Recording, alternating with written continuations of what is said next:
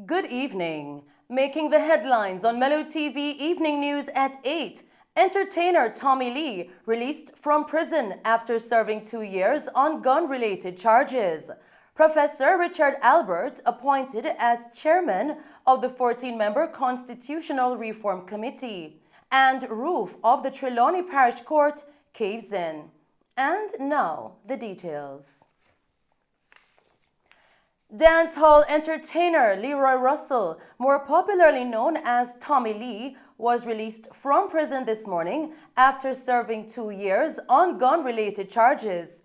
Russell, who appeared in the corporate area gun court on the gun-related charges on March 24, 2021, was sentenced to 5 years in prison. The entertainer was sentenced to 3 years at hard labor for illegal possession of a firearm and 2 years on the charge of illegal possession of ammunition. His sentencing was to run concurrently, therefore, he was required to serve a 3-year prison sentence. Russell was arrested and charged in December of 2020 after his vehicle was searched by police officers along a section of Holborn Road in New Kingston. He was discovered to be in possession of an illegal firearm. Russell was represented by attorneys Tom Tavares Finson and Donahue Martin. In other news tonight, Prime Minister Andrew Holness has appointed Canadian Professor Richard Albert as the chairman of the 14-member Constitutional Reform Committee, which will direct the 3-part constitutional reform process. The repatriation of the Constitution, the end of the constitutional monarchy, the establishment of Republican status, and all factors relevant to the Constitution's firmly established provisions would be the main objectives of Phase 1. Now, Phases 2 and 3 will examine the language and provisions of the Charter of Fundamental Rights and Freedoms and the nation's judicial and constitutional framework, respectively. The Joint Select Committee on Constitutional and Electoral Reforms, JSCCER, proposals must be evaluated by the committee, and the establishment of the Office of President must also be examined in light of the passage of time. It will function between March 2023 until the conclusion of the Parliament's constitutional term, and the Ministry will provide technical and administrative support. As we continue with the news tonight, the public is being advised that due to structural challenges at the Trelawney Parish Court in Falmouth, all matters listed for that court will be heard at the Duncan's Courthouse effective immediately. Director of Client Services, Communications and Information, Kadish Fletcher, stated that the roof of the court caved in yesterday morning and there is significant damage which needs to be addressed. The roof of the court caved in Wednesday morning and there is a significant damage which needs to be addressed before it is safe for staff and members of the public to use the space. Members of the public can be assured that the transition to Duncan's will be a smooth process and they should expect minimal disruptions.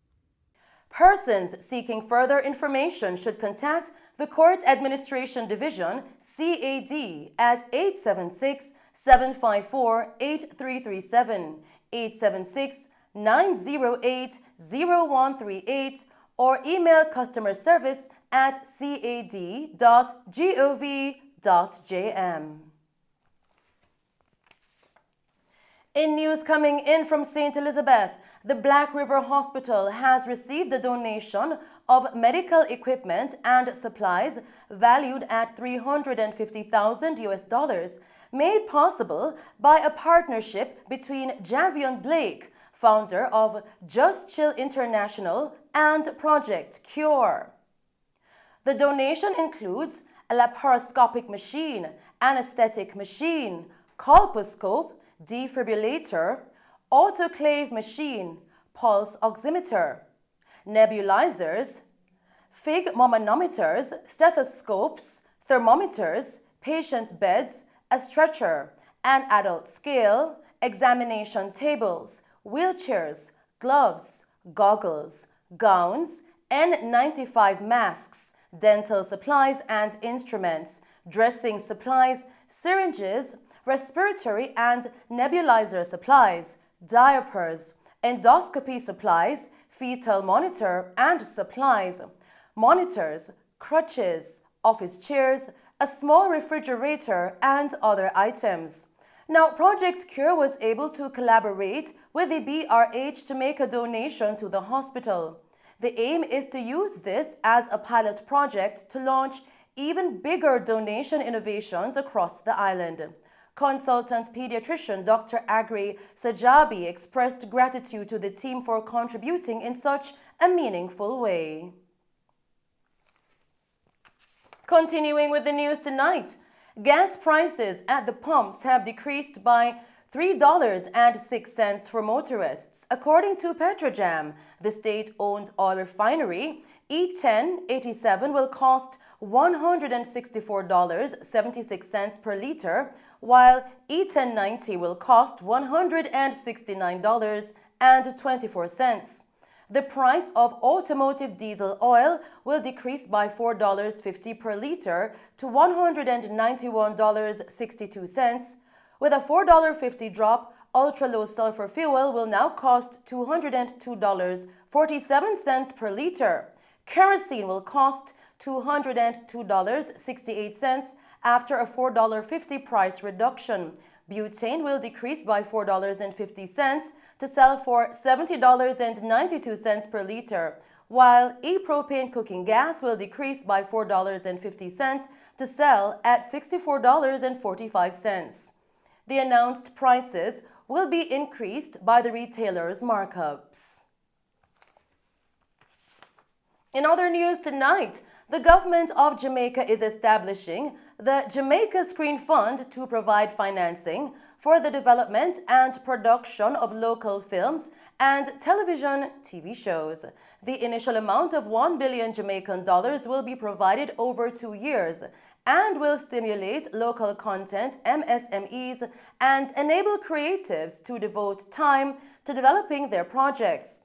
Over the past decade, Jamaica's film and television industry has experienced considerable and consistent growth, benefiting from a strategic focus on the sector by the government, industry practitioners, and private investors. The Jamaica Screen Fund aims to support production of films locally by providing access to financing for projects primarily at the development and production stage, with various structures for international films being shot in Jamaica. The resources for the fund will remain with the Ministry of Finance and the Public Service to be drawn down in tranches once the Ministry of Industry, Investment and Commerce approves eligible projects. A passerby made the grisly discovery of a body yesterday morning at a premises in Trenchtown, Kingston. According to police reports, the body was found at around 8 a.m. on a property adjacent to a chicken coop along 7th Street in Trenchtown in the vicinity of the block factory. The unidentified body of the male, which is in an advanced state of decomposition, is clad in yellow shorts and blue underwear. The Trenchtown police are investigating. And still reporting on crime, a man from Kingston has been charged by detectives in the Kingston East Division in relation to a double murder and other offenses following an incident on Malvern Avenue, Kingston on Friday, March 3. 23-year-old Tyreek Johnson, otherwise called Ramon, and Isis of Fleet Street, Kingston, was charged for the murders of 26-year-old Malcolm Lowe and 24-year-old Ronaldo Murray on Malvern Avenue. In addition to the murders, Johnson was charged with wounding with intent and breaches of the Firearms Act. Reports coming into our news center are that at about 10 p.m., Murray, Lowe, and a woman were sitting along Malvern Avenue when they were approached by two gunmen who opened fire at them.